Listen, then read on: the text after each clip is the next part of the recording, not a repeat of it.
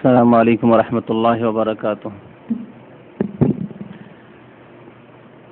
إن الحمد لله نحمده ونستعينه ونستغفره ونعوذ بالله من شرور أنفسنا ومن سيئات أعمالنا.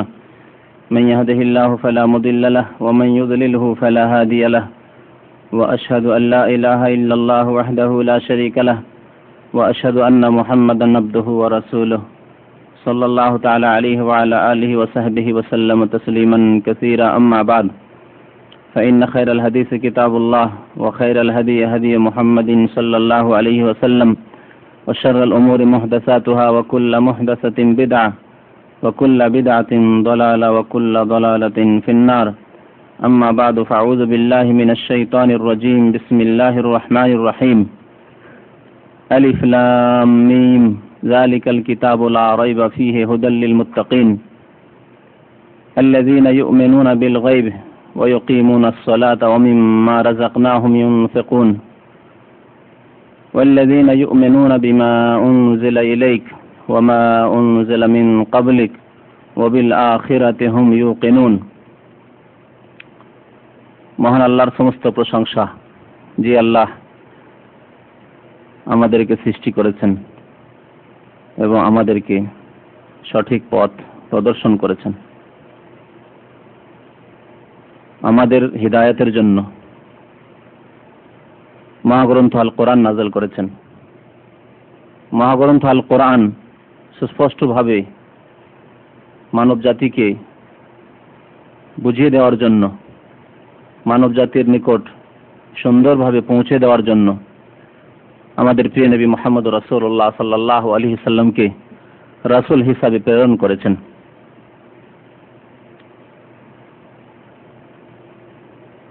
আজকে আলোচনা করব সংক্ষেপে মহাগ্রন্থ আল কোরআন যে আল্লাহ নাযিল করেছেন, এই কিতাবের যে হক প্রাপ্য আমাদের উপর রয়েছে।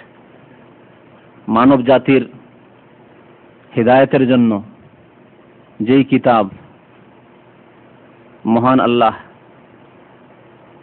লৌহে মাহফুজ থেকে, সাত আকাশের উপর থেকে এই পৃথিবীতে নাযিল করেছেন, এবং যেই কিতাব কোনো মানব রচিত কিতাব নয়, কারো লেখা কিতাব নয়, কোনো মানুষের বাণী নয়, বরং স্বয়ং মহান আল্লাহ রাব্বুল আলামিনের কালাম, তার বাণী, তার কথা। মহাগ্রন্থ আল কোরআনের শব্দ এবং তার ভাব অর্থ সবকিছুই মহান আল্লাহর পক্ষ থেকে। হাদিস রাসূলুল্লাহ সাল্লাল্লাহু আলাইহি সাল্লামের বাণী, হাদিসের শব্দগুলি নবী করিম সাল্লাল্লাহু আলাইহি সাল্লামের, তবে তার ভাব, তার বিষয়বস্তু মহান আল্লাহর পক্ষ থেকে।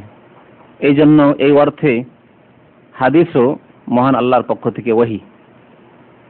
তবে কোরআনে কারীম এমন একটি ওহী যার আলফাজ, শব্দ এবং যার মানি অর্থাৎ অর্থ সবকিছুই মহান আল্লাহ রাব্বুল আলামিনের পক্ষ থেকে এবং আল্লাহর কালাম, আল্লাহর বাণী।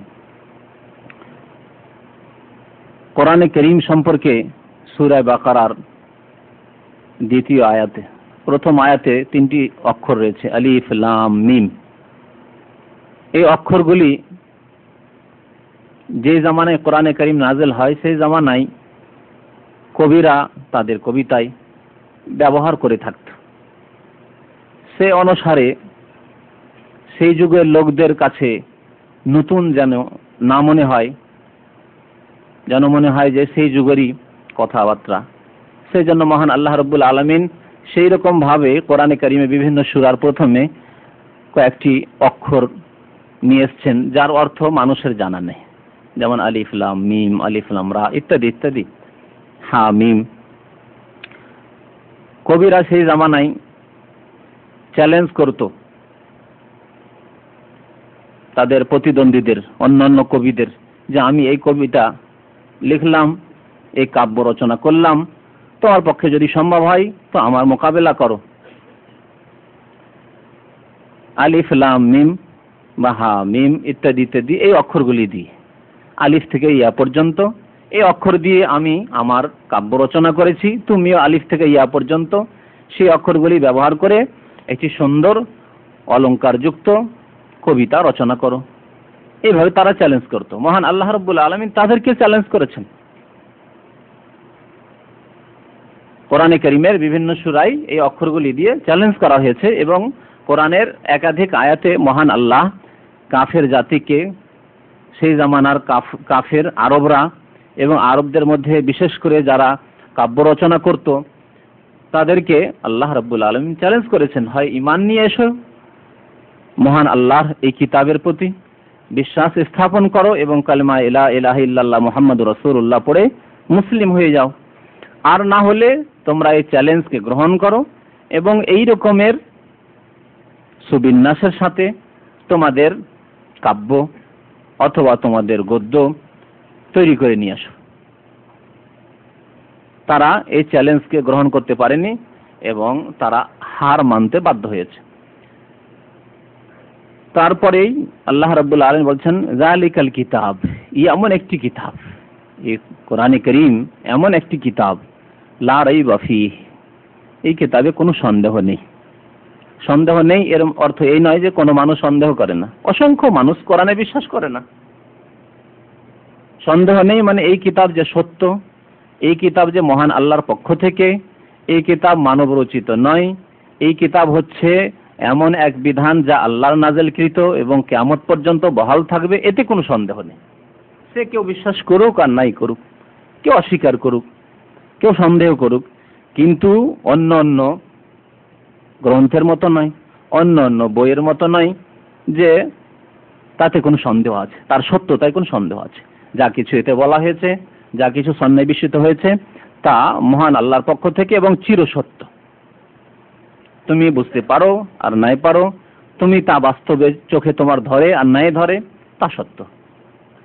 লা রাইবা ফীহ হুদাল লিল মুত্তাকিন, এবং এই কিতাব পথ প্রদর্শন করবে আল্লাহ ভীরুদেরকে, যারা সংযত ব্যক্তি, সংযত হয়ে চলাফেরা করতে চায়, যারা সৎ জীবন যাপন করতে চায়। মুত্তাকিন তারা যারা সৎ জীবন যাপন করতে চায়, ভালো মানুষের মতো জীবন যাপন করতে চায়।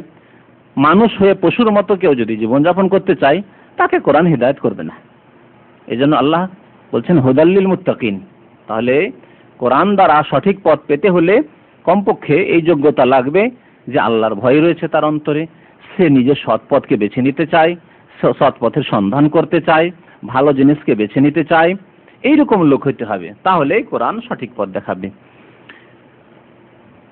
তারপরে আল্লাহ রাব্বুল বলছেন, আল্লাযীনা ইউমিনুনা বিল গায়বি ওয়া ইউকিমুনাস সালাতা ওয়া মিম্মা রাযাকনাহুম ইউনফিকুন। এতে যারা মুত্তাকিন, আল্লাহ ভীরু, তাদের কয়েকটি গুণের কথা বলা হয়েছে। না দেখে তারা বিশ্বাস করে, প্রতিটি জিনিস চোখে দেখবে তাহলে বিশ্বাস করবে না। অসংখ্য জিনিস রয়েছে যা মানুষ দেখতে পায় না, কিন্তু তা সে মানুক আর না মানুক সে বিশ্বাস করতে বাধ্য, সে বিশ্বাস করতে বাধ্য। এই জন্য আমরা নাস্তিকদেরকে বলি যে কোনো মানুষ তার বাবাকে দেখেনি, মানে তার বাবা যে তার স্ত্রী তার মায়ের কাছে এসেছে এই অবস্থা দেখেনি কেউ, তারপরেও বাবা বাবা করছো তুমি রাত দিন, না দেখি তো বিশ্বাস, কি করে বাবা বলছো? তাহলে একজন নাস্তিকের জন্য যে আল্লাহকে না দেখে বিশ্বাস করে না, কোরআন নাযিল হয়েছে জিবরাইলকে দেখতে পায়নি, সে বিশ্বাস করতে চায় না, তার উচিত হবে তার বাবাকে অস্বীকার করা। সে দেখেনি, প্রত্যক্ষ করেনি, তার বাবা কি অন্য কেউ হারামি বাবা আছে কি জানে? হ্যাঁ, নাস্তিকের উচিত যে ওই রকম হওয়া উচিত, তার অস্বীকার করে দেওয়া উচিত তার বাবাকে।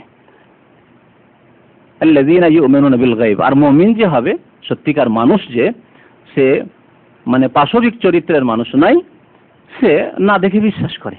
অসংখ্য জিনিস রয়েছে না দেখে বিশ্বাস করতে বাধ্য।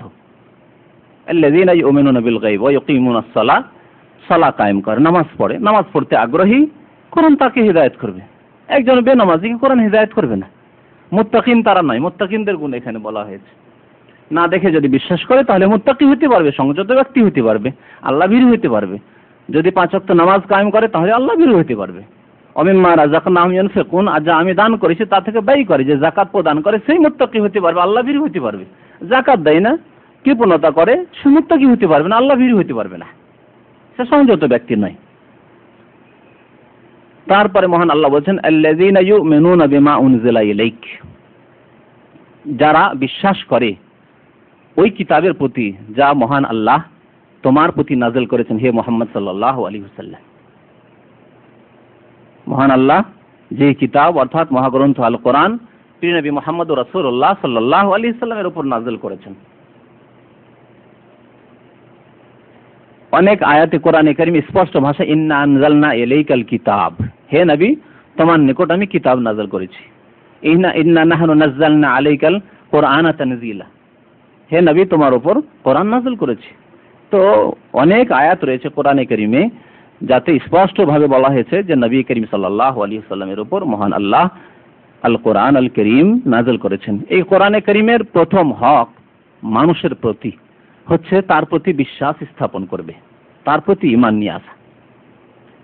প্রথম হক হচ্ছে যে ঈমান নিয়ে আসতে হবে যে এই কিতাব মানব রচিত নয় বরং আল্লাহর কিতাব। এই কিতাব আল্লাহর পক্ষ থেকে, এই কিতাব আল্লাহ রাব্বুল আলামিনের কালাম, আল্লাহর বাণী।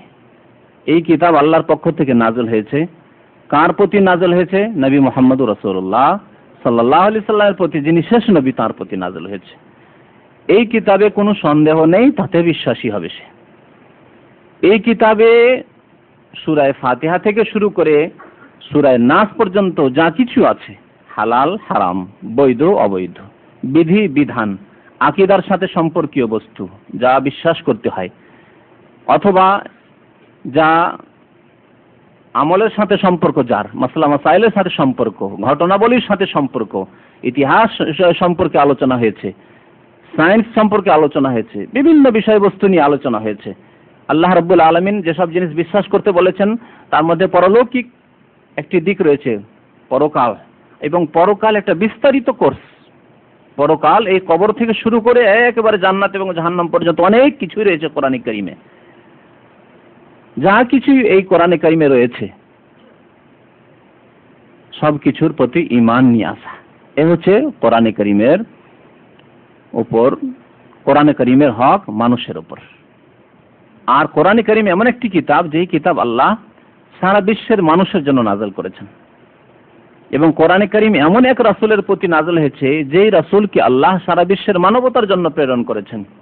ওমা আরসালনাকা ইল্লা কাফাতাল লিন্নাস, হে নবী আপনাকে সমস্ত মানুষের জন্য আমি প্রেরণ করেছি। কাফাতাল লিন্নাস, সারা বিশ্বের মানুষের জন্য পাঠিয়েছি। আরেক জায়গায় আল্লাহ বলছেন ইল্লা রাহমাতাল লিল আলামিন, বিশ্ব জাহানের জন্য করুণা রহমত করে। তাহলে বিশ্ব জাহানের সবার জন্য তাহলে এই কোরআনে কারীম নাযিল হয়েছে, এবং রাসূল মুহাম্মদ সাল্লাল্লাহু আলাইহি সাল্লাম প্রেরিত হয়েছেন সারা বিশ্বের যে কোনো মানুষের জন্য, যে কোনো মানুষের জন্য। সুতরাং প্রত্যেক মানুষের ওপর ফরজ সে কোরআনে কারীমে বিশ্বাস করবে, বিস্তারিতভাবে বিশ্বাস করবে, বিস্তারিতভাবে বিশ্বাস করবে। একটি কথা মনে রাখবেন, অন্য অন্য কিতাব সম্পর্কে তারপরের অংশটুকুতে আল্লাহ বলছেন ওমা ওয়াল্লাযীনা ইউমিনুনা বিমা উনজিলা ইলাইকা ওয়া মা উনজিলা মিন ক্বাবলিক, এবং তোমার পূর্বে যা কিছু নাযিল হয়েছে, হে নবী তোমার পূর্বে যা কিছু নাযিল করা হয়েছে, তাওরাত নাযিল হয়েছে, ইনজিল নাযিল হয়েছে, জবুর নাযিল হয়েছে অন্য অন্য আম্বিয়াদের ওপর, সেগুলির ওপর বিশ্বাস করতে হবে, কিন্তু সংক্ষিপ্ত বিশ্বাস। সংক্ষিপ্ত বিশ্বাসের অর্থ হচ্ছে যে এই কিতাবগুলি এক যুগে আল্লাহ নাযিল করেছে, এগুলি আল্লাহ প্রদত্ত ছিল, এগুলির বিধান একটা সীমিত সময়ের জন্য, পিরিয়ডের জন্য ছিল, সেই সময় শেষ হয়ে গেছে, এই কিতাবগুলি গ্রন্থের বিধানগুলিকে রহিত করে দেওয়া হয়েছে, ক্যান্সেল ঘোষণা করা হয়েছে। এই কিতাবের বাস্তবায়ন করে বা এই কিতাবের প্রতি বিশ্বাস রেখে কেউ আর মুক্তি পাবে না, যেহেতু সেই পিরিয়ড শেষ হয়ে গেছে, সেই সময় শেষ হয়ে গেছে। যেমন প্রত্যেক দেশের সংবিধান আছে এবং যুগে যুগে সংবিধান পরিবর্তন হয়েছে। কেউ যদি আজকে ভারত উপমহাদেশ ইংরেজদের সংবিধান দিয়ে বিচার করে বা বলে যে আমি সেই সংবিধান মানি, তাহলে সে আইনে দণ্ডিত হবে, সে শাস্তি পাবে। কেউ যদি বলে না আমরা মুসলমান, আমরা ওই মোগলদের যুগের আইন চাই,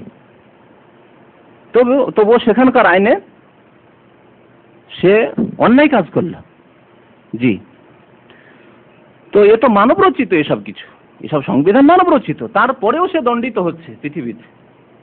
আর যেখানে মহান আল্লাহ রাব্বুল আলামিন স্পষ্ট ঘোষণা করেছেন যে সেই কিতাবগুলো একটি সীমিত যুগের জন্য ছিল, যুগ শেষ হয়ে গেছে, সেই কিতাবের আইন কানুন বিধানের বাস্তবায়নের আদেশ আল্লাহর পক্ষ থেকে শেষ করে দেওয়া হয়েছে। কোরআনে কারীমের প্রতি বিস্তারিত বিশ্বাস রাখতে হবে আল্লাহর পক্ষ থেকে, এবং তার প্রত্যেকটি বিধান বিশ্বাস করতে হবে। প্রত্যেকটি, তাতে হুকুম আহকাম হোক, বিধি বিধান হোক, বৈধ অবৈধর কথাই হোক, করণীয় বর্জনীয়র কথা হোক, অথবা কোনো ঘটনাবলী হোক যা অতীতে ঘটেছে, অথবা এমন কিছু হোক যা ভবিষ্যৎবাণী তাতে রয়েছে, ভবিষ্যৎবাণীর কথা রয়েছে।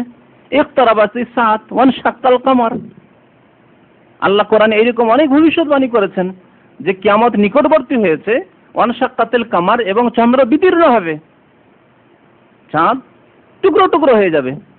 ইযা শামসু কুবিরাত ওয়া ইযা নুজুমুন কাদারাত, এইভাবে অনেক ভবিষ্যৎবাণী রয়েছে। তাহলে অতীতের কথাই হোক আর ভবিষ্যতের কথা হোক, যা কিছু কোরআনে কারীম রয়েছে তার প্রতি ঈমান নিয়ে আসা। কোরআনে কারীমে যদি 5 ওয়াক্ত নামাজের কথা থাকে তা বিশ্বাস করতে হবে। আমলের কথা পরে বলবো, বিশ্বাস করতে হবে, প্রথম বিশ্বাস করতে হবে। রোজার কথা থাকে, সিয়ামের কথা প্রথম বিশ্বাস করতে হবে। কাবাকে কিবলার কথা বলা হয়েছে, বিশ্বাস করতে হবে। মুসলিম তুমি, তোমার কিবলা হচ্ছে কাবা, ইত্যাদি ইত্যাদি যা কিছু রয়েছে তা বিশ্বাস করতে হবে। তো আল্লাহ রাব্বুল আলামিন এই কোরআন কারীমের প্রতি বিশ্বাসের ক্ষেত্রে অনেক আয়াতে ঈমানের কথা উল্লেখ করেছেন। দ্বিতীয় হক কোরআন কারীমের হচ্ছে কোরআন কারীমের তিলাওয়াত করা এবং তিলাওয়াত শোনা, দুটি জিনিস। তিলাওয়াতের ক্ষেত্রে, কোরআন কারীমের তিলাওয়াতের ক্ষেত্রে তিলাওয়াত করা এবং তিলাওয়াত শোনা, এটি হচ্ছে কোরআন কারীমের হক। যদি কোনো মানুষ তিলাওয়াত করে তাহলে আপনাকে শুনতে হবে। আপনার কানে কোরআন কারীমের তিলাওয়াত পৌঁছেছে, তিলাওয়াত শুনতে হবে। মহান আল্লাহ কোরআন কারীমে ইরশাদ করেছেন, ওয়া ইযা কুরিয়াল কুরআনু ফাসতামিউ লাহু ওয়া আনসিতু লাআল্লাকুম তুরহামুন। যখন কোরআন তিলাওয়াত করা হবে তখন ফাসতামিউ লাহু, কোরআন শুনবে। ফাসতামিউ মানে মনোযোগ সহকারে শোনা। একটা হচ্ছে শোনা আর একটা মনোযোগ সহকারে শোনা। কি বলা হচ্ছে মন লাগিয়ে শোনা। আমরা দুই রকম শোনা শুনি, শুনছি আবার অন্যদিকে কথাও বলছি, গল্পও করছি, এরকম শোনাও তো শুনি। ওটা শোনা শুধু, ওটাকে বলা ফাসমাউ, শোনো। আর ফাসতামিউ মানে মন লাগিয়ে শোনা, মনোযোগ সহকারে শোনা। আল্লাহ ফাসতামিউ বলেছেন, মনোযোগ সহকারে শোনো। ওয়া আনসিতু, শোনা শুধু শোনা নয়, শোনার সাথে কথাবার্তা বলতে পারে মানুষ। সেজন্য আল্লাহ বলেছেন ওয়া আনসিতু, নীরব থাকো, চুপ থাকো। ওয়া আনসিতু, কোরআন কারীম তেলাওয়াত হচ্ছে, শুনতে হবে, কথাবার্তা বন্ধ করে দিতে হবে। আর যদি শোনা অসম্ভব হয় তাহলে কোরআন কারীম বন্ধ করে দিই, তেলাওয়াত বন্ধ করে দিই। ধরেন আপনি গাড়িতে চলছেন, রেডিও সেন্টার থেকে তেলাওয়াত আসছে, সাথে সাথে কথাও বলছেন, রেডিও চালু আছে, কোরআনের তেলাওয়াত আসছেন না, গুনাহগার আপনি। এই কোরআনের বিধান আপনি অমান্য করলেন, আপনি বা পালন করলেন না আপনি। আল্লাহ বলছেন ফাসতামিউ, মনোযোগ সহকারে শোনো। ও আনসিতু, নীরব থাকো। লাআল্লাকুম তুরহামুন, ফায়দা কি, উপকার। কোরআন শুনলে এক কথায় আল্লাহ রাব্বুল আলামিন ব্যাপক উপকারের কথা বলেছেন। তাহলে তোমাদের ওপর আল্লাহর রহমত নাযিল হবে, আল্লাহর পক্ষ থেকে তোমাদের উপর করুণা হবে।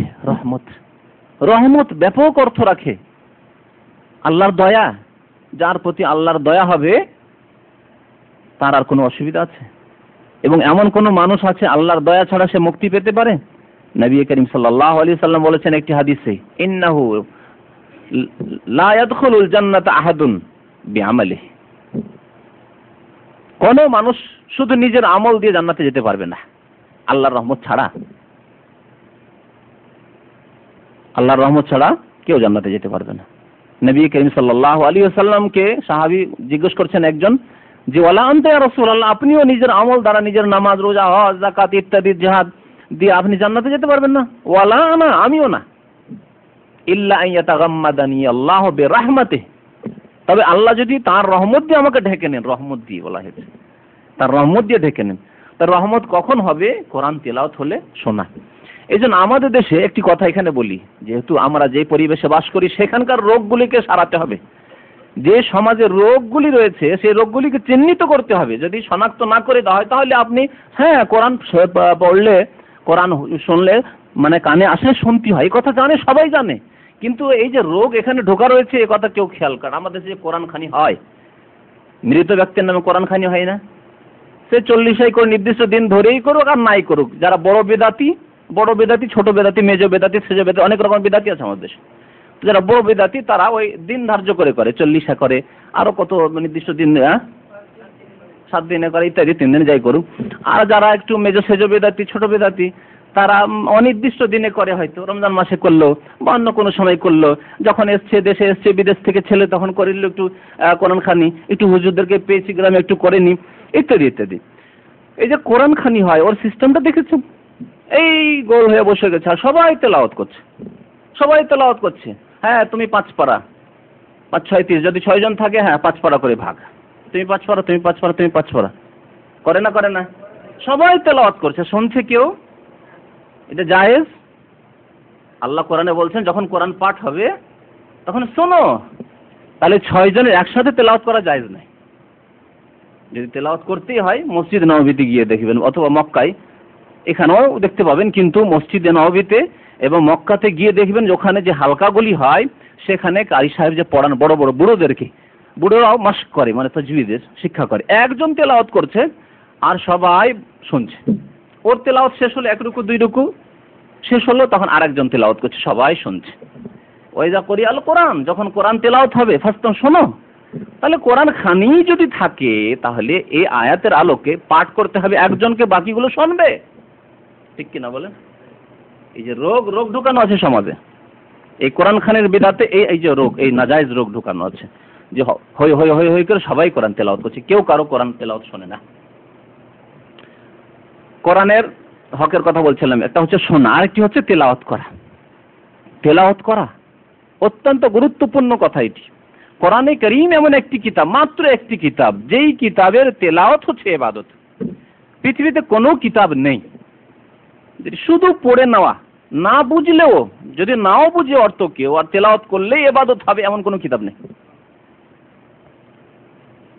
কোরআনে কারীমের সংজ্ঞা এই জন্য বলা হয়েছে আল মুতাআব্বাদু বিতিলাওয়াতিহি হুয়া কালামুল্লাহ আল মুনাজ্জাল আলা রাসূলিহি আল মুতাআব্বাদু বিতিলাওয়াতিহি। সেটি হচ্ছে আল্লাহর কালাম যা তার রাসূলের প্রতি নাযিল হয়েছে, আল মুতাআব্বাদু বিতিলাওয়াতিহি, এবং তার তেলাওয়াতও ইবাদত। এই জন্য নবী করিম সাল্লাল্লাহু আলাইহি সাল্লাম কি বলেছেন? মান কারা হারফান মিন কিতাবিল্লাহ, যদি একটি অক্ষর পড়েন তাহলে কি হবে? 10 নেকি, 10-এ পৌঁছিবে, 10 নেকি। আলিফ পড়লেই 10 নেকি, ঠিক না? তাহলে কোরআন তেলাওয়াত হচ্ছে ইবাদত, বাইবেল পড়া তেলাওয়াত নয়।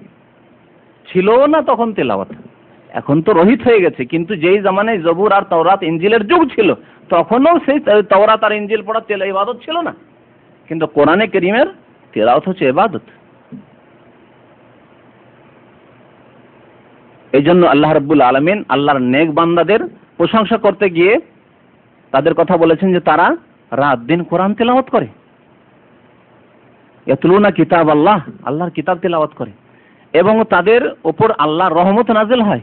মাজতামা কওমুন ফি বাইতিন মিন বুয়ুতিল্লাহ, কোন সম্প্রদায় যদি আল্লাহর ঘরে একত্রিত হয়, ইয়াতলুনা কিতাব আল্লাহ, তারা আল্লাহর কিতাব তেলাওয়াত করে। নবী করিম সাল্লাল্লাহু আলাইহি ওয়াসাল্লামের হাদিস, আল্লাহর কিতাব তেলাওয়াত করে, ইয়াতলুনা কিতাব আল্লাহ ওয়া ইয়াতাদারাসুনাহু বাইনাহুম, এবং এক অপরকে শিক্ষা দেয়, তেলাওয়াত করে এক অপরকে শিক্ষা দেয়। ইল্লা নাযালাত আলাইহিমুস সাকিনা, আল্লাহর পক্ষ থেকে শান্তি নাজিল হয়। ওয়া গাশিয়াতহুমুর রাহমা, আল্লাহর রহমতে ঢেকে নেই। ওয়া হাফাতহুমুল মালায়েকা, ফেরেশতা, অসংখ্য ফেরেশতা তাদেরকে ঘিরে নেই, রহমতের ফেরেশতা ঘিরে থাকে। ওয়া যাকারাহুমুল্লাহু ফি মান ইনদাহু, চতুর্থ ফজিলত হচ্ছে আল্লাহ তার কাছে যে ফেরেশতারা রয়েছেন, নিকটের ফেরেশতা, মুকাররাবিন ফেরেশতা, তাদের সাথে আলোচনা করেন যে এই বান্দাদের দেখো যে আমার কিতাব তেলাওয়াত করছে, কোরআনে কারীমের তেলাওয়াত করছে রাত জাগরণ করে। তো কোরআনে কারীমের তেলাওয়াত ইবাদত। তেলাওয়াত নামাজের মধ্যেও করা ইবাদত এবং নামাজের বাইরে করা ইবাদত। ফরজ নামাজে তেলাওয়াত তো করতেই হবে, এবং নফল নামাজে, ফরজ নামাজে তেলাওয়াত করলে সীমিত তেলাওয়াত, যেহেতু আপনি লম্বা করতে পারছেন না, আরো লোকেরা সাথে রয়েছে, কিন্তু নফল নামাজ আপনি দীর্ঘক্ষণ ধরে তেলাওয়াত করতে পারেন। নবী করিম সাল্লাল্লাহু আলাইহি ওয়াসাল্লাম দীর্ঘক্ষণ ধরে তেলাওয়াত করতেন, এক রাকাতে সূরা বাকারা শেষ করেছেন, আবার তারপরে সূরা আলে ইমরান শুরু করে দিয়েছেন, হাদিস রয়েছে। তাহলে নামাজের মধ্যে, নফল নামাজে, তাহাজ্জুদের নামাজে কোরআন তেলাওয়াত করা হচ্ছে নবী করিম সাল্লাল্লাহু আলাইহি ওয়াসাল্লামের সুন্নাত তরিকা, আর নামাজের বাইরেও তেলাওয়াত করা হচ্ছে ইবাদত। তো দ্বিতীয় হক ছিল সংক্ষেপে এই। তৃতীয় হক হচ্ছে কোরআনে কারীমের তার অর্থ বোঝা। কোরআনে কারীমের অর্থ বোঝা এবং এই কোরআনে কারীম নিয়ে গবেষণা করা। কোরআনে কারীম এমন একটি কিতাব আল্লাহর, যত বার পড়বেন তত মনে হচ্ছে নতুন দিগন্ত আপনার সামনে সুস্পষ্ট হবে। যতই বড় আলেম হন না কেন, কেউ এই দাবি করতে পারবেন না যে কোরআনে কারীম বুঝে শেষ করে দিচ্ছি, যথেষ্ট তাফসীর বুঝে নিয়েছি বাস। বরং দেখেছি বাস্তবে যতবার পড়ছি মনে হচ্ছে আর একটা নতুন দিগন্ত, একটা নতুন দিক স্পষ্ট হয়ে উঠছে, যে দিকটা এর আগের বার যখন পড়েছিলাম খেয়াল করিনি। এত ব্যাপকতা রয়েছে মহান আল্লাহ রাব্বুল আলামিনের এই বাণীতে, আল কোরআনে। তো কোরআনে কারীমের তৃতীয় হক হচ্ছে কোরআনে কারীমের অর্থ বোঝা এবং তার সাথে সাথে কোরআনে কারীম নিয়ে চর্চা করা, গবেষণা করা। অর্থ পড়া নয়, শুধু অর্থ বোঝার অর্থ বা গবেষণা করার অর্থ হালকা শুধু পড়ে নেওয়া নাই, তরজমা। অনেকেই পড়ি, কোরআনে কারীম পড়ছি, তরজমা প্রতিদিন 2 রুকু 4 রুকু করে তরজমা পড়ি, কিন্তু তরজমা পড়ে যদি বলা হয় যে কি বুঝলেন, তা বলতে পারবো না। ওই রকম পড়া নয় যে হালকা পড়া পড়লে শুধু তরজমায় পড়লেন, অনুবাদটি পড়লেন না। বুঝেন মহান আল্লাহ রাব্বুল আলামিন কি বলেছেন, কি রয়েছে আল্লাহর কথায়, এটা থেকে কি হিদায়াত পেলাম, কি পাথে এখান থেকে সঞ্চয় করতে পারলাম, কি দিক নির্দেশনা পেলাম এতে। এ হচ্ছে কোরআনে কারীম অধ্যয়ন করার উদ্দেশ্য। তো কোরআনে কারীমকে বুঝতে হবে।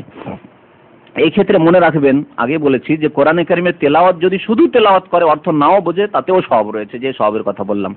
আর কোনো ব্যক্তি যদি কোরআনে কারীমের অর্থ বুঝে, তার তাফসীর ব্যাখ্যা বুঝে, তার সাথে তেলাওয়াত করে, তাহলে তার সওয়াব আরো বেশি। এক শ্রেণীর লোকেরা বলে যে কোরআনে কারীম বিনা বোঝায় তেলাওয়াত করে লাভ কি? না, লাভের কথা কোরআনে রয়েছে, হাদিসে রয়েছে, তেলাওয়াতের কথা রয়েছে। অর্থ বুঝুক আর নাই বুঝুক, একজন অনারব মানুষ সব কথার অর্থ নাও বুঝতে পারে, আর সব সময় সে তাফসীর পড়তে পারবে তাও পারবে না। কোরআন তেলাওয়াত করছে রমজান মাসে, মোবারক মাসে, সে সময়কে কাজে লাগাচ্ছে, অল্প কিছু তাফসীর পড়ছে, কিন্তু তেলাওয়াতও করছে, কোরআনটা খতম করবে, সেই জন্য সওয়াব রয়েছে, শুধু তেলাওয়াতেরও সওয়াব রয়েছে। তাহলে এই ধরনের যারা কথা বলে তারা ভুল কথা বলে। পক্ষান্তরে এক শ্রেণীর লোকের রয়েছে, না শুধু তেলাওয়াতের অত্যন্ত গুরুত্ব, কিন্তু অর্থই বুঝে না, আর গাড়ি হাফেজ তৈরি করে, শুধু সিম্পল হাফেজ, উচিত নয়। এক শ্রেণীর লোকের রয়েছে আমাদের সমাজে, মূর্খ মানুষ কিন্তু ধার্মিক, তারা করে কি, আমার সবটি ছেলেকে হাফেজ করব, ব্যাস ওর দৌড় হাফেজ পর্যন্ত, হাফেজ করে দিল, তাতেই 4 বছর 5 বছর লেগে গেল কোরআনের হাফেজ, আর কিচ্ছু বুঝে না। যালিকাল কিতাবুল লা রাইবা ফীহি হুদাল লিল মুত্তাকিন, এই আয়াতের অর্থও বুঝে না। আত্মগৌরব, আলহামদুলিল্লাহ 5টা ছেলে হাফেজ করেছে, ভালো কথা, কিন্তু যথেষ্ট নয়, মোটেই যথেষ্ট নয়। কোরআনের উদ্দেশ্য শুধু মুখস্থ করা নয়, হাফেজ বানিয়ে দেওয়া নয়। কোরআনের উদ্দেশ্য শুধু তেলাওয়াত করা নয়। আপনার ছেলে শুধু তেলাওয়াতই শিখেছে, শব্দের তেলাওয়াত শিখেছে। তেলাওয়াতের আর একটি অর্থ রয়েছে, মনে রাখবেন, তেলাওয়াত মানে ফলো করা। আরবি ভাষায় তেলাওয়াত মানে ফলো করা, মানে বাস্তবায়ন করা। অর্থ না বুঝলে কি ফলো করবে? এজন্য দেখা যায় অনেক হাফেজদেরকে দেখা যায় যে ধর্ম থেকে সরে, ধার্মিকতা নেই তাদের মধ্যে, দিনদারি নেই, যেহেতু আল্লাহর কথা বুঝে না, কালামুল্লাহ মুখস্থ করেছে কিন্তু বুঝে না। সুতরাং আপনি মনে করবেন না যে আমি হাফেজ করে দিয়েছি আমার ছেলেকে, ব্যাস গন্তব্য স্থানে পৌঁছে গেছি। একটা অংশ করলেন, প্রাইমারি স্টেজ হলো, এখন তার অর্থ যাতে করে বুঝতে পারে আর সঠিকভাবে বুঝতে পারে, সঠিক সিলেবাসে, তার জন্য মাদ্রাসায় পড়িয়ে ভালো দক্ষ একজন আলেম করেন, এমন প্রতিষ্ঠানে পড়ান যেখান থেকে ভালো একজন দক্ষ আলেম হতে পারে, কোরআন এবং হাদিসের ভালো একজন যোগ্য জ্ঞানী হতে পারে, যাতে করে নিজেও সে আলো পেতে পারে আল কোরআন থেকে এবং অন্যদেরকেও আলো পৌঁছাতে পারে। তো কোরআনে কারীমের তৃতীয় হক হচ্ছে কোরআনে কারীমের অর্থ বোঝা এবং কোরআনে কারীমের নিয়ে চর্চা করা, গবেষণা করা। মহান আল্লাহ সূরা নিসার 82 নম্বর আয়াতে ইরশাদ করেছেন এই সম্পর্কে, আফালা ইয়াতাদাব্বারুনাল কোরআন। একাধিক আয়াতে, সূরা মুহাম্মাদের একটি আয়াতে বলা হয়েছে আফালা ইয়াতাদাব্বারুনাল কোরআন, 2 জায়গায় এই কথাটি আল্লাহ বলেছেন। তারা কোরআন নিয়ে গবেষণা কেন?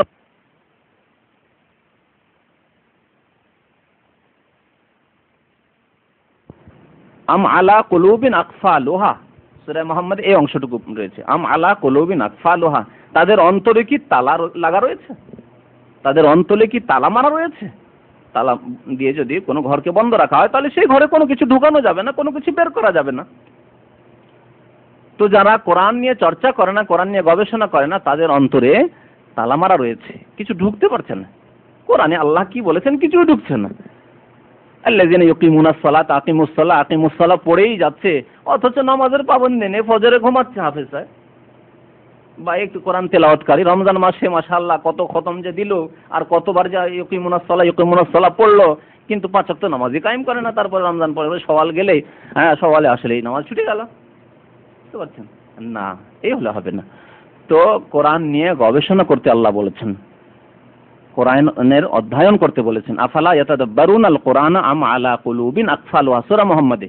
আর সূরা নিসায় আল্লাহ বলছেন আফালা ইয়াতাদাব্বারুনাল কোরআন, কোরআন নিয়ে তারা গবেষণা কেন করেন না?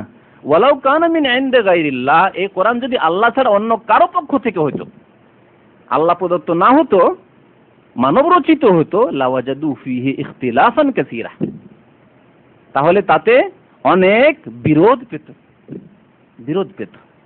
এক জায়গায় এক কথা, আরেক জায়গায় আরেক কথা, আরেক জায়গায় আরেক কথা, এক কথার সাথে আরেক কথা দ্বন্দ্ব, মানুষের কথাই থাকে। যেহেতু মানুষ ভুল মুক্ত নয়, ভুলে যায়, মানুষ ভুলে যায়। আজকের আলোচনা একরকম বললাম, হতে পারে 2 মাস 6 মাস পরে আজকে যে কি বললাম বলে গিয়ে আজকে এক প্রশ্নের জবাবে একটি কথা বললাম, আর একদিন হতে পারে 2-4 সপ্তাহ পরে আর এক কথা বলে ফেলেছি। বাস্তব সত্য হতে পারে, মানুষের পক্ষে হতে পারে। একজন লেখক একই বইয়ে লিখে এসছে, হয়তো যদি রিভাইজ না করে তারপরে কিছুদিন পরে আর কিছু স্টাডি করলো, তারপর ওই বিষয়ের উপরে খেয়াল না যে এর আগে আমি আর কিছু লিখে ফেলেছি, লিখতে গিয়ে আর কিছু লিখে ফেলেছি। একই বইয়ে 2 রকম কথা থাকতে পারে। সুন্দর করে যদি তার সম্পাদনা না হয়, রিভাইজ যদি না হয়, তাহলে তাতে বিরোধ থাকতে পারে। মানুষের লেখা জিনিস, মানব রচিত জিনিস। আর রয়েছে মানুষ যেসব জিনিসকে বিকৃত করেছে, যেমন বাইবেলকে খ্রিস্টানরা বিকৃত করে দিয়েছে, তাওরাত ইনজিল বাইবেল যেটা বিকৃত করেছে, যার ফলে তাতে বিরোধের শেষ নেই। বাইবেল সম্পর্কে যদি অধ্যয়ন করে দেখা যায় তাহলে এত বেশি বিরোধ রয়েছে যা কল্পনার বাইরে, যেহেতু মানুষ তাতে নিজের কথা ঢুকিয়ে ফেলেছে, মানব রচিত করে ফেলেছে। কোনটি আল্লাহর কথা, কোনটি মানুষের কথা বোঝা যাচ্ছে না। বেদে এই অবস্থা, বেদে তাওহীদের কথা, আল্লাহর একত্ববাদের কথা রয়েছে, আর শিরক দেবী দেবতা, কত শত দেবী দেবতার কথা রয়েছে। বিরোধ কত, আকীদাতেই বিরোধ, হিন্দু ধর্মের আকীদাতেই বিরোধ। একবার বলা আছে ব্রহ্মা ঈশ্বর এক, আরেক জায়গায় দেবী দেবতার শেষ নেই। এই বাইবেলে এই অবস্থা। কোথাও বলা হচ্ছে আল্লাহর গুণাবলীর কথা, খুব সুন্দর সুন্দর গুণাবলীর কথা, আর আরেক জায়গায় বলা হচ্ছে আল্লাহ রাব্বুল আলামিন 6 দিনে যখন আকাশ জমিন সৃষ্টি করলেন তখন অত্যন্ত ক্লান্ত হয়ে পড়লেন, তখন 7ম দিনে রেস্ট করলেন। নাউযুবিল্লাহ, বাইবেলে আছে। জি, ওয়ালাউ কানা মিন ইনদি গায়রিল্লাহ লাওয়াজাদু ফি ইখতিলাফান কাসীরা। কোরআনে কারীম যদি আল্লাহ ছাড়া অন্য কারো পক্ষ থেকে নাযিল হতো বা কারো পক্ষ থেকে হতো, মানব রচিত হতো, তাহলে তাতে বড়ই বিরোধ পেত। কোনো বিরোধ নেই তাতে, আজ পর্যন্ত কেউ বিরোধ বের করতে পারেনি, কোনো দ্বন্দ্ব কোরআনে নেই, এবং কিয়ামত পর্যন্ত কেউ বের করতে পারবে না। আল্লাহ রাব্বুল আলামিন তার চ্যালেঞ্জ করেছেন। কোরআনে কারীমের চতুর্থ হক হচ্ছে কোরআনের বাস্তবায়ন করা। মা বাইনা দাফফাতাইন, মানে কোরআনে কারীমের মধ্যে যা কিছু রয়েছে, সূরা ফাতিহা থেকে সূরা নাস পর্যন্ত যা কিছু রয়েছে তার বাস্তবায়ন করতে হবে, আমল করতে হবে। আমলের জন্য আল্লাহ নাযিল করেছেন। কোরআন বরকতের একটি কিতাব, আর প্রত্যেক ঘরে একটি করে কপি সাজিয়ে রাখতে হবে, তাকে তুলে রাখতে হবে আলমারিতে সুন্দর করে, একেবারে জুজদানের কভারের মধ্যে, আর একেবারে সুন্দর করে রাখতে হবে। যখনই হাতে নেবেন শুধু চুমন দেবেন, আর একটি বুকে লাগাবেন, সিনাতে লাগাবেন। এই জন্য আল্লাহ নাযিল করেননি। আর কোরআনে কারীম দিয়ে ঝাড়ফুঁক করবেন, তাবিজ করবেন, এই জন্য কোরআন কারীম আল্লাহ নাযিল করেননি। কোরআনে কারীম নাযিল করার উদ্দেশ্য এই নয় যে শুধু বরকত হাসিল করবেন। নিঃসন্দেহে কোরআনে কারীম মুবারক। কোরআনে কারীম আল্লাহ রাব্বুল বলেছেন কিতাবুন আনজালনাহু ইলাইকা মুবারক। আল্লাহ বলছেন, হে নবী, এমন একটি কিতাব আনজালনাহু ইলাইক, তোমার নিকট নাযিল করেছি, যে কিতাব হচ্ছে মুবারক, বরকত আর বরকত, বরকত আর বরকত। নিশ্চয়ই এতে বরকত রয়েছে। যেই রকম বরকত আল্লাহ রাব্বুল আলামিনের কিতাবে হওয়া প্রয়োজন এবং হওয়া উচিত, সেই রকমই বরকত রয়েছে। যেমন আল্লাহর জাত বাবরকত, তাবারাকাল্লাযী বিয়াদিহিল মুলক, আল্লাহর সত্তাকে বরকতপূর্ণ বলা হয়েছে কোরআনে কারীমের একাধিক আয়াতে। ওই রকমই আল্লাহ রাব্বুল আলামিনের কালাম যেহেতু, আল্লাহ রাব্বুল আলামিনের কিতাব যেহেতু, সেহেতু সেই কিতাব বরকতপূর্ণ, কিন্তু নাজায়েজ পন্থায় বা যেই পন্থা আল্লাহ শেখাননি, তার রাসূল শেখাননি, সেই পন্থায় বরকত হাসিল করা যাবে না। ধুয়ে ধুয়ে পানি খাবেন আর বরকত হাসিল করবেন, তাবিজ বানিয়ে বরকত হাসিল করবেন, এই পন্থা প্রিয় নবী মুহাম্মদুর রাসূলুল্লাহ সাল্লাল্লাহু আলাইহি ওয়াসাল্লাম শেখাননি। সুতরাং সেই পন্থা অবলম্বন করলে সেটা হবে বিদাতি পন্থা, মারদুদ পন্থা। মান আমিলা আমালান লাইসা আলাইহি আমরুনা ফাহুয়া রাদ্দুন। প্রিয় নবী মুহাম্মদুর রাসূলুল্লাহ সাল্লাল্লাহু আলাইহি ওয়াসাল্লাম সহিহ মুসলিমের হাদিসে বলছেন, কেউ যদি এমন কোনো কর্ম করে যেটি আমার পন্থা নয়, লাইসা আলাইহি আমরুনা, এই পথটি আমার নয়, ফাহুয়া রাদ্দুন, তা প্রত্যাখ্যাত, রিজেক্টেড, মারদুদ, তা গ্রহণযোগ্য নয়, আল্লাহ গ্রহণ করবেন না। তো কোরআনের প্রতি আমল করা, কোরআনে যা কিছু রয়েছে বাস্তবায়ন করতে হবে। সাহাবায়ে কেরামদের তরিকা কেমন ছিল? একটি হাদিসে রয়েছে, সাহাবী বলছেন, আব্দুল্লাহ বিন মাসউদ সম্ভবত বলছেন যে যখন কোরআন নাযিল হতো তখন আমরা 10টি আয়াত এর বেশি পড়তাম না। 10টি আয়াত পড়তাম, প্রথম পড়লাম, তারপরে বুঝলাম, অধ্যয়ন করলাম কি বলা হয়েছে তাতে, তারপরে আমল করতাম, বাস্তবায়ন করতাম, তারপর আগে বাড়তাম। জি। আর একটি উক্তি রয়েছে সাহাবায়ে কেরামদের, যে যখন কোরআনে কারিমে ইয়া আইয়ুহাল্লাযীনা আমানু বলা হতো, হে ঈমানদার মানুষেরা, তখন আমরা সজাগ হয়ে যেতাম, একেবারে কানকে খাড়া করে দিতাম যে কি বলা হচ্ছে। হয় আদেশ, যা পালন করতে হবে, না হয় নিষেধ, যা থেকে বিরত থাকতে হবে, সতর্ক থাকতে হবে, সজাগ হয়ে যেতাম। আর কত ইয়া আইয়ুহাল্লাযীনা আমানু, কত আকিমুস সালাহ, কত কি শুনছি আমরা, কিন্তু না, কোনো আসার নেই, কোনো প্রতিক্রিয়া নেই আমাদের। অসংখ্য বেনামাজি আজকে মুসলিম। তো কোরআনে কারীমকে আল্লাহ রাব্বুল আলামিন এই জন্য নাযিল করেছেন যে কোরআনের বাস্তবায়ন হইতে হবে, আমল হইতে হবে, যতটুকু আমাদের পক্ষে সম্ভব, এবং যার যতটুকু দায়িত্ব আছে পালন করতে হবে। এবং কোরআনে কারীমে শুধু ব্যক্তি জীবনের কথাই নেই, ব্যক্তি জীবনের কথা রয়েছে, পারিবারিক জীবনের কথা রয়েছে, পারিবারিক জীবনের কথা নেই, স্বামী স্ত্রীর সাথে কি সম্পর্ক, ছেলেদের সাথে বাবার কি সম্পর্ক, বাবার সাথে ছেলেদের কি সম্পর্ক, মেয়েদের সাথে বাবার কি সম্পর্ক, ইত্যাদি ইত্যাদি সব কিছু রয়েছে। পারিবারিক, তালাক, বিয়ে শাদী, ইদ্যত, সবকিছু রয়েছে তাতে। এমনকি মরে গেলে তার বিধান কি, তালাকের বিধান কি, ওয়ারাসাত, অর্থনীতি রয়েছে তাতে, হালাল হারাম, সুদের কথা রয়েছে, ওয়ারাসাতের ভাগ বন্টনের, জমি জায়গার ভাগ বন্টনের কথা রয়েছে, ধন সম্পদের ভাগ বন্টনের কথা রয়েছে, ইত্যাদি ইত্যাদি, ওসিয়তের কথা রয়েছে, অর্থনীতি রয়েছে, রাষ্ট্রনীতি রয়েছে, সমাজনীতি রয়েছে, সবকিছু রয়েছে। সুতরাং প্রত্যেকটি ক্ষেত্রে জীবনের যথাসাধ্য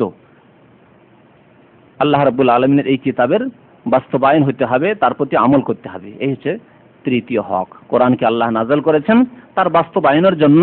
এটি হচ্ছে গাইড বুক, আসমানি সিলেবাস। আপনাকে যদি একটি গাইড বুক দেওয়া হয়, সৌদি আরব যখনই এসছেন তখনই আপনাকে সৌদি এমবিসিতে ভিসা স্ট্যাম্পিং এর সাথে সাথে একটা গাইড বুক দিয়ে দিচ্ছে। তাতে লেখা আছে, দেখো সৌদি আরব যাচ্ছ, ওখানকার আইন হচ্ছে রমজান মাসে তুমি পানাহার করতে পারবে না রাস্তাঘাটে। ওখানকার আইন হচ্ছে যে যদি গাঁজা অথবা হিরোইন যদি তোমার কাছে পাওয়া যায় তার এই শাস্তি রয়েছে।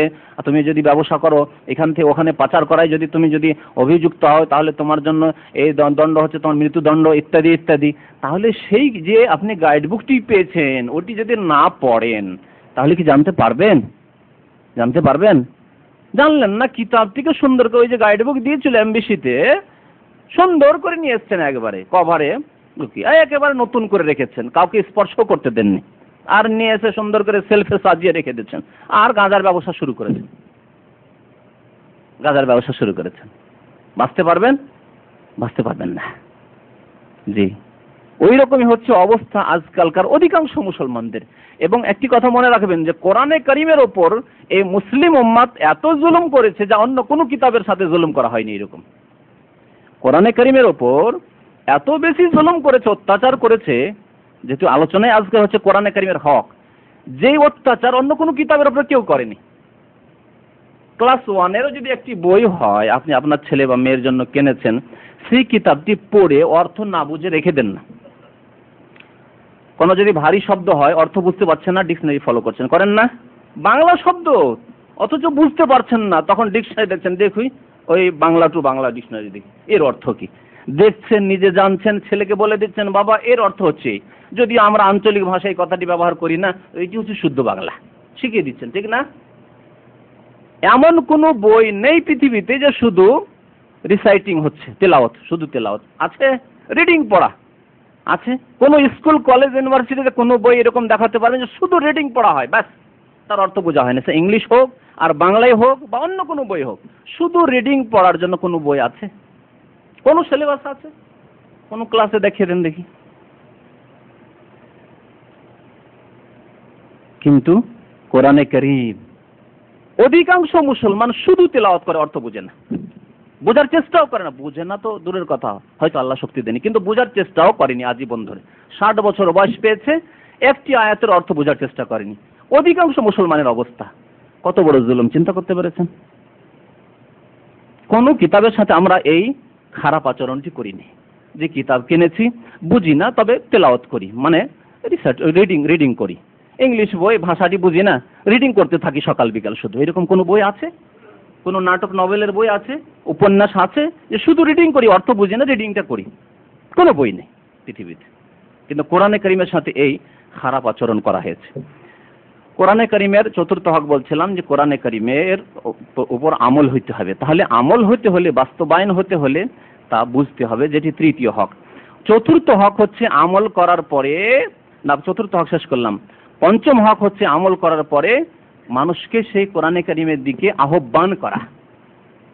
আপনি নিজে মাশাআল্লাহ কোরআনের প্রতি আমল করছেন, কোরআনে আল্লাহ আকিমুস সালাহ বলেছেন, সালাহ কায়েম করেছেন, কুতিবা আলাইকুমুস সিয়াম বলেছেন, রোজা পালন করছেন। আপনি আল্লাহ হজের কথা বলেছেন, আতিমুল হাজ্জা ওয়াল উমরা, হজ উমরা করছেন। আল্লাহ বলেছেন আতুজ যাকাত, যাকাত দিচ্ছেন। আল্লাহ বলেছেন লা তাকরাবুজ জিনা, জিনার কাছে যাচ্ছেন না। আল্লাহ বলেছেন যে তোমরা যে ইন্নামাল খামরু ওয়াল মাইসির ওয়াল আনসাব ইত্যাদি, যে মদ হচ্ছে মিন আমালিশ শয়তান, শয়তানের কর্ম, ফাজতানু, বেঁচে থাকো ইত্যাদি ইত্যাদি, মদের কাছে কোনোদিন যাচ্ছেন না। জুয়া হচ্ছে শয়তানের কাজ, জুয়ার কাছে কোনোদিন যাচ্ছেন না। সবই করলেন, তারপরে কি করতে হবে? সেই দিকে আহ্বান করতে হবে। যারা জুয়া খেলে, যারা মদ খায়, যারা শিরিক করে, আল্লাহ বলছেন লা তুশরিক বিল্লাহ, শিরিক করবে না। আল্লাহ বলছেন অবিল ওয়ালিদাইনি ইহসানা, মাতা পিতার সেবা করুন। তাহলে এই কাজগুলি করার পরে সেই দিকে আহ্বান করতে হবে। যারা শিরিক করছে তাকে বলতে হবে শিরিক করো না। যারা কবরে গিয়ে সিজদা করছে তাকে বলতে হবে লা তুশরিক বিল্লাহ, দাওয়াত দিতে হবে তাওহীদের দিকে, আল্লাহর একত্ববাদের দিকে। যারা জেনা করছে তাদের বলতে হবে জেনার কাছে যেও না। যারা জেনার জন্য মানে সুযোগ সুবিধা করে দিচ্ছে বা জেনার জন্য পারমিশন দিচ্ছে তাদেরকে বুঝাতে হবে, উপদেশের মাধ্যমে হোক বা যতটুকু আল্লাহ শক্তি যার দিয়েছেন, কারো ক্ষমতার মাধ্যমে, কারো কথার মাধ্যমে, কারো লিখনের মাধ্যমে, অন্তর থেকে গমের পক্ষে ঘৃণা করে অন্যায়ের প্রতিবাদ করা, এগুলি হচ্ছে দাওয়াত। দাওয়াত ক্ষমতার দ্বারা নিজের বল প্রয়োগ করে, অথবা কথার দ্বারা, কলমের দ্বারা, অথবা অন্তর থেকে ঘৃণা করে প্রতিবাদ জানিয়ে দাওয়াত দেওয়া। তো ভালো কাজের দিকে দাওয়াত দিতে হবে এবং অসৎ কাজ থেকে বেঁচে থাকার জন্য আহ্বান করতে হবে। তো কোরআনে কারীমের বিধানের দিকে মানুষকে আহ্বান করতে হবে এবং আহ্বান শুরু করতে হবে আপনজন থেকে, যেভাবে আল্লাহ এবং তার রাসূল বলেছেন। আপনি কোরআনের বাস্তবায়নের দিকে আহ্বান করবেন আপনার স্ত্রীকে, আপনার ছেলে মেয়েদেরকে প্রথম, আপনার বাবা মাকে, আপনার আত্মীয় স্বজনকে, তারপরে দূরে যাবেন আপনি, তারপরে দূরে যাবেন। যেহেতু এটি হচ্ছে আপনার ফরজে আইন, এই দায়িত্ব আপনার ছেলে মেয়েদেরকে মুসলিম বানানো আপনার ফরজে আইন। আপনার বাবা মা হতে পারে শিরকের মধ্যে রয়েছে, কবর মাজার কে মনে করছে সে ধর্ম, এই ব্যবসাকে, তার কাছে সঠিক দাওয়াত পৌঁছেনি, তার কাছে সঠিক দাওয়াত পৌঁছাবে, এটি ফরজে আইন। এই দাওয়াতের পরে তখন দূরে ছুটবেন আপনি। প্রথমখানেই দূরে ছুটলেন, অথচ আপনার প্রদীপের তলায় হচ্ছে অন্ধকার, এইরকম যাতে করে না হয়। এই পন্থা নবী করিম সাল্লাল্লাহু আলাইহি সাল্লামের আদর্শ নয় বা তরিকা নয়। তো এদিকে দাওয়াত দিতে হবে, আর এই দাওয়াতের কথা কোরআনে কারিমে অনেক জায়গায় বলা হয়েছে এবং এই দাওয়াতের কাজে সর্বোত্তম দাওয়াতের কাজকে সর্বোত্তম কাজ বলা হয়েছে। ওমান আহসানু কাওলান মিম্মান দাআ ইলাল্লাহ, ওমান আহসানু কাওলান মিম্মান দাআ ইলাল্লাহ। ওর চাইতে ভালো কথা আর কার হতে পারে যে আল্লাহর দিকে আহ্বান করে। আল্লাহর দিকে আহ্বান মানে আল্লাহর কিতাবের দিকে আহ্বান, আল্লাহর কিতাবের বিধিবিধানের দিকে আহ্বান, আল্লাহর দিকে আহ্বান মানে আল্লাহ রাসূলের সুন্নতের আদর্শের দিকে আহ্বান, তাওহীদ আল্লাহর একত্ববাদের দিকে আহ্বান, শিরককে ত্যাগ করার জন্য আহ্বান করা, গুনাহ পাপাচারকে ছেড়ে দিয়ে সৎ জীবন যাপন করার দিকে আহ্বান করা, ইত্যাদি ইত্যাদি। ওমান আহসানু কাওলান মিম্মান দাআ ইলাল্লাহ, ওর চাইতে ভালো কথা আর কার কথা হতে পারে যে ব্যক্তি আল্লাহর দিকে আহ্বান করে। সুতরাং আপনি মনে করবেন না যে আমার ছেলে মেয়ের উপর প্রেস করতে হচ্ছে, চাপ সৃষ্টি করতে হচ্ছে নামাজের জন্য ইত্যাদি, না, সবচাইতে ভালো কথা। সারাদিন অনেক কথাই বলেছেন, আপনি সাংসারিক কথা বলেছেন, আপনি অনেক কথাই বলেছেন, তার মধ্যে বলেছেন বাবা নামাজ পড়ো, চলো নামাজ পড়ো। স্ত্রীকে বললেন হ্যাঁ নামাজ পড়েছো, স্ত্রীকে পর্দার কথা বললেন, ইত্যাদি ইত্যাদি। যে দিনের কথাটি যে বললেন এটি হচ্ছে সবচাইতে ভালো কথা, এবং ওই ব্যক্তি সবচাইতে ভালো ব্যক্তি যে ব্যক্তি দিনের দিকে আহ্বান করে। সুতরাং এটি তো আপনার ফরজ দায়িত্ব আছে, কিন্তু এর ফজিলত অপরিসীম। এর চাইতে ভালো কথা আর পৃথিবীতে হয় না। যেহেতু আপনি যে দাওয়াত দিলেন এটি আল্লাহর কথা, রসুলের কথা। রাসূলুল্লাহ সাল্লাল্লাহু আলাইহি ওয়াসাল্লাম দায়ী ছিলেন, আহ্বানকারী ছিলেন, মানুষকে আহ্বান করেছেন আল্লাহর একত্ববাদের দিকে। সুতরাং আপনার মিশন, আপনার কাজ হচ্ছে রাসূলুল্লাহ সাল্লাল্লাহু আলাইহি ওয়াসাল্লামের মিশন, যেই জন্য আল্লাহ রাব্বুল আলামিন তাঁর রাসূলকে প্রেরণ করেছেন। সুতরাং পঞ্চম হক কোরআনে কারীমের হচ্ছে কোরআনের দিকে দাওয়াত দেওয়া। ষষ্ঠ হক হচ্ছে কোরআনের বিচার ব্যবস্থা চালু করা। কোরআনের বিচার ব্যবস্থা চালু করা ব্যক্তি জীবনে তো সহজ, পারিবারিক জীবনে অনেকটাই সহজ, যদিও ব্যক্তি জীবন চাইতে একটু মুশকিল। মানে নিজে ভালো হয়ে যাওয়া সহজ, কিন্তু স্ত্রীকে ভালো করা, ছেলে মেয়েদেরকেও ভালো করা আর একটু কষ্টকর। সমাজকে, তারপরে সমাজে যান, হ্যাঁ, গোটা সমাজকে, গ্রামকে, অঞ্চলকে ঠিক করা আর একটু কষ্টকর। তারপরে রাষ্ট্রীয় পর্যায়ে আরোই বড় কষ্টকর, আরোই বড় কষ্টকর। তাহলে জীবনের প্রতিটি ক্ষেত্রে কোরআনের বিচার ব্যবস্থা চালু করার জন্য সচেষ্ট হওয়া, এটি হচ্ছে কোরআনের একটি হক। ফালা ওয়া রাব্বিকা লা ইউমিনুনা হাত্তা ইউহাক্কিমুকা ফীমা শাজারা বাইনাহুম। আল্লাহ বলছেন যে তোমার রবের শপথ, আল্লাহ নিজেই শপথ করেছেন নিজের, লা ইউমিনুন, অতক্ষণ মুমিন হতে পারবে না যতক্ষণ পর্যন্ত নবী করিম সাল্লাল্লাহু আলাইহি ওয়াসাল্লামের বিচার ব্যবস্থা না মেনে নেবে। কোরআনে কারীম রাসূলের প্রতি নাযিল হয়েছে আল্লাহর পক্ষ থেকে। যেই ব্যক্তি কোরআনের বিচার মানল না, সে রাসূলের বিচার মানল না। হাত্তা ইউহাক্কিমুকা ফীমা শাজারা বাইনাহুম, যত সমস্যা আছে সমস্ত সমস্যার ক্ষেত্রে নবী করিম সাল্লাল্লাহু আলাইহি ওয়াসাল্লামের পক্ষ থেকে যে বিচার ব্যবস্থা দেওয়া হয়েছে, যে সমস্যার সমাধান দেওয়া হয়েছে, সেই সমাধানকে যে সাদরে গ্রহণ না করবে সে মুমিন হতে পারবে না। আল্লাহ শপথ করে বলছেন, কসম করে, ফালা ওয়া রাব্বিকা লা ইউমিনুন। কোরআনে কারীমের সপ্তম হক হচ্ছে কোরআনে কারীমের আদব কায়দা খেয়াল রাখা। আদব কায়দা খেয়াল রাখা, এটি আলহামদুলিল্লাহ আমরা মুসলিমরা অধিকাংশ রাখি। বিশেষ করে আমাদের বাংলা ভাষাভাষী মানুষরা কোরআন আদব কায়দা রাখি, কিন্তু অনেক সময় বাড়াবাড়ি আবার করি। বাড়াবাড়ি না করে আদব কায়দা রাখতে হবে কতটুকু, যতটুকু নবী করিম সাল্লাল্লাহু আলাইহি ওয়াসাল্লাম এবং সাহাবায়ে কেরামরা রেখেছেন। যেহেতু এই ক্ষেত্রেও তাদেরকে আদর্শ মানতে হবে, তাদেরকে আদর্শ মানতে হবে। কোরআনে কারীমের আদব কায়দা খেয়াল রাখতে হবে। কোরআনে কারীম আদব কায়দা বিভিন্ন দিক থেকে খেয়াল রাখতে হতে পারে। একটি দিক হচ্ছে যে কোরআনে কারীম যখন তেলাওয়াত করবেন তখন শয়তান মারদুদ থেকে, বিতাড়িত শয়তান থেকে পানা চেয়ে নেবেন। এমনি অন্যান্য বই পড়ার মতো শুরু করে দিলেন পড়তেন না। ফাইযা কারাআতাল কোরআন ফাস্তাইজ বিল্লাহি মিনাশ শাইতানির রাজিম, এটি কোরআনের আদব। যেহেতু কোরআন তোমার হেদায়েতের জন্য নাযিল করা হয়েছে, আর শয়তান সবচাইতে বড় বাধা মানুষের হেদায়েত পেতে, সঠিক পথ পেতে। সুতরাং প্রথম শয়তান থেকে আল্লাহর আশ্রয় কামনা করে নাও। ফাস্তাইজ বিল্লাহি মিনাশ শাইতানির রাজিম, আউযু বিল্লাহি মিনাশ শাইতানির রাজিম, বিসমিল্লাহির রহমানির রহিম। তারপরে কোরআন তেলাওয়াত শুরু করুন।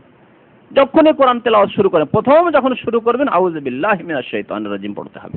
এটি হচ্ছে কোরআনের আদবের খেয়াল রাখা। কোরআনের আদব হচ্ছে যে পাক পবিত্র অবস্থায় স্পর্শ করা, পাক পবিত্র জায়গায় রাখা, যেখানে সেখানে না রাখা। পকেটে আছে আর বাথরুমে চলে গেলেন না, নাপাক অবস্থায় রয়েছেন আর কোরআন রয়েছে সাথে, না, এই রোগ আছে, এই রোগও আছে, চিহ্নিত করার প্রয়োজন আছে। নাপাক অবস্থায় আমরা কোরআনকে সাথে রাখি। কেমন করে রাখি? এই যে তাবিজ, আর যে তাবিজগুলো আমাদের হুজুররা দেন, যারা ফাসেকরা ওই ওঝারা দেয়, সেগুলো তো শিরকি বা কুফরি তাবিজ হতে পারে। কিন্তু যদি কোরআনেরও তাবিজ হয়, লেখা আছে সূরা নাস আর ফালাক, আপনার জন্য কি জায়েজ ওই তাবিজ নিয়ে পেশাব পায়খানায় যাওয়া, ওই তাবিজ নিয়ে স্ত্রী মিলন করা? বলুন, ওই তাবিজ কি জায়েজ আছে? যে ডেলিভারি হচ্ছে সেই সময় বড়ই কষ্ট, সুতরাং তাড়াতাড়ি করে ডেলিভারি করাবার জন্য আপনি ওই রানে, মহিলার রানে বেঁধে, গর্ভবতী নারীর রানে বেঁধে দেন, ও আলকাত মা ফিহা ওয়া তাখাল্লাত ওয়া আযিনাত লিরাব্বিহা ওয়া হুক্কাত।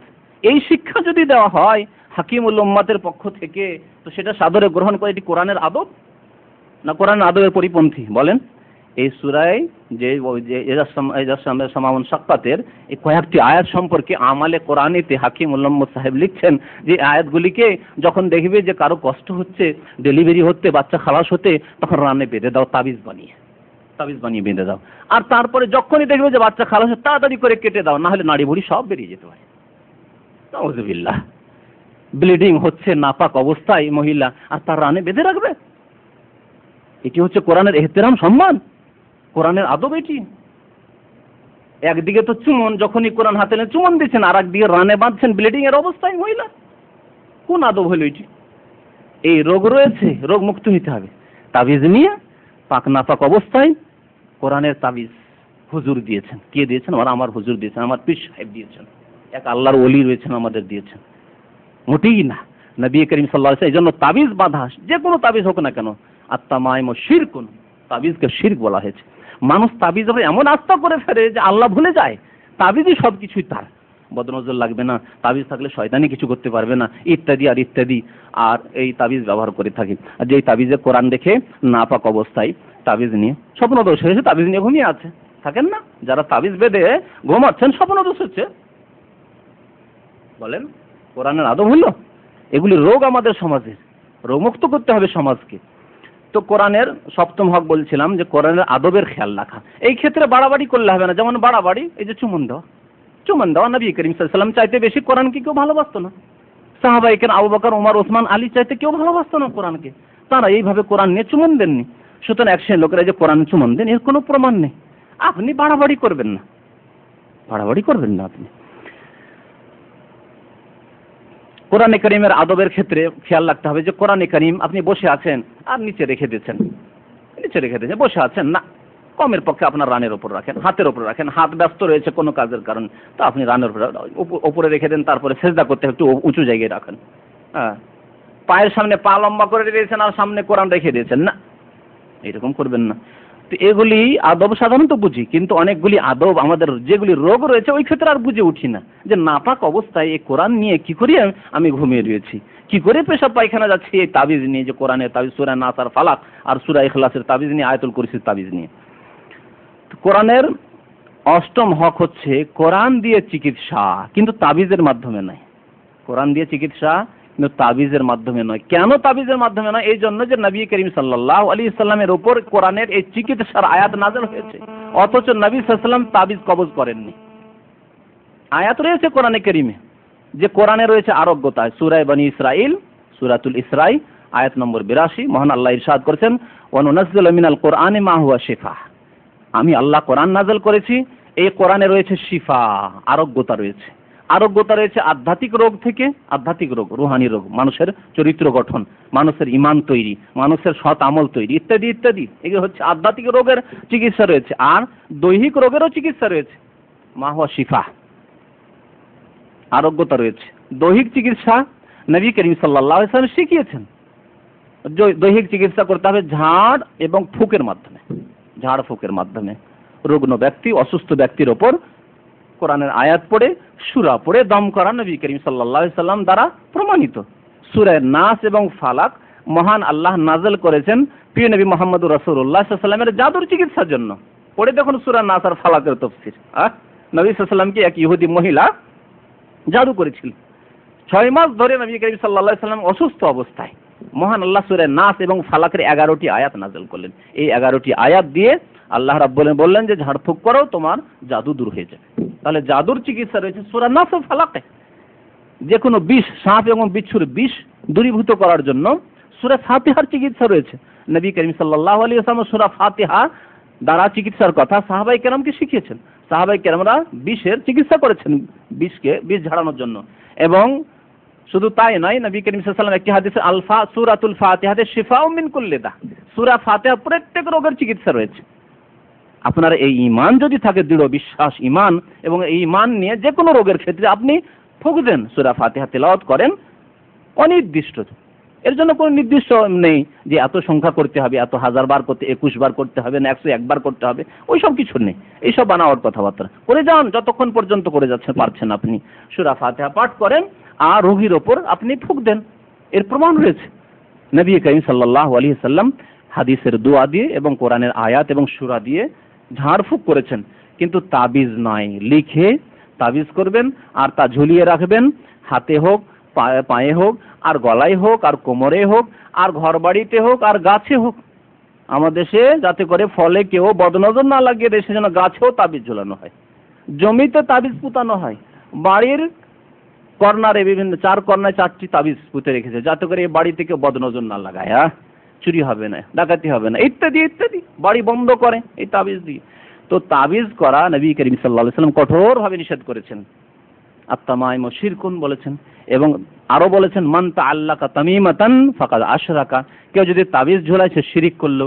আর এক হাদিসে নবী সাল্লাল্লাহু আলাইহি ওয়াসাল্লাম বলেছেন মান তাআল্লাকা তামিমাতান ফাকাদ ওয়াকিলা ইলাই, কেউ যদি তাবিজ ঝোলায় তাহলে আল্লাহ তার সাহায্য করেন না, আল্লাহ তার সাহায্য করেন না, তখন তার তাবিজ তাকে তাবিজের সুপুর্দ করে দেওয়া হয়, তাবিজের কাছ থেকে সাহায্য নয়, আল্লাহর মদদ তার জন্য হয় না। সুতরাং মহান আল্লাহ বলেছেন যে শিফা রয়েছে কোরআনে, কিন্তু এই শিফা কেমন করে নিতে হবে এই আয়াত যেহেতু আমাদের নবী সাল্লাল্লাহু আলাইহি ওয়াসাল্লামের প্রতি নাযিল হয়েছে, নবী সাল্লাল্লাহু আলাইহি ওয়াসাল্লাম যেভাবে শিফা আরোগ্যতার কথা বলেছেন সেইভাবেই করতে হবে, আর তা হচ্ছে ঝাড়ফুঁকের মাধ্যমে। তবে কিছু উলামায়ে কেরাম বলেছেন যে রোগীর ওপর ঝাড়ফুঁক করা যদি অসম্ভব হয়, হয়তো রোগীকে সামনে পাওয়া যাচ্ছে না, অনেক দূরে রয়েছে, অথবা যে কোনো কারণে মহিলা রোগী রয়েছে, তো ওইভাবে মহিলা রোগীর ওপর ঝাড়ফুঁক করা অসুবিধার ব্যাপার। সুতরাং পানিতে অথবা তেলে যদি ফুঁক দিয়ে বা কোনো কিছুতে ফুঁক দিয়ে সেটি যদি ব্যবহার করা হয় তো করা যেতে পারে। ফুঁক ছাড়া তাবিজ, কবচের বা বালা ইত্যাদি ইত্যাদি ব্যবহার করা এসব জায়েজ নয়, এসব শরীয়তের বাইরের জিনিস, বিদআত, বরং এগুলি হচ্ছে শিরক, ছোট শিরক অথবা বড় শিরক। সুতরাং এই জিনিসগুলিকে খেয়াল রাখতে হবে। আল্লাহ রাব্বুল আলামিন আমাদেরকে যেন কোরআনে কারিমের যেসব হকগুলির কথা সংক্ষেপে আজকে বললাম সেগুলি বুঝে ওঠার তৌফিক যেন দান করেন। আল্লাহ রাব্বুল আলামিন আমাদেরকে সেগুলির বাস্তবায়নের তৌফিক যেন দান করেন। কোরআনে কারিমের প্রতি আমাদের অটল ঈমান যেন আল্লাহ রাব্বুল আলামিন সৃষ্টি করে দেন, এবং কোরআনে কারিমের প্রত্যেকটি বিধানের উপর আল্লাহ রাব্বুল আলামিন আমাদের আমল করার, তার বাস্তবায়নের যেন আল্লাহ আমাদেরকে ক্ষমতা দান করেন। আমিন। ওয়া সাল্লাল্লাহু আলা নবিয়িনা মুহাম্মদ।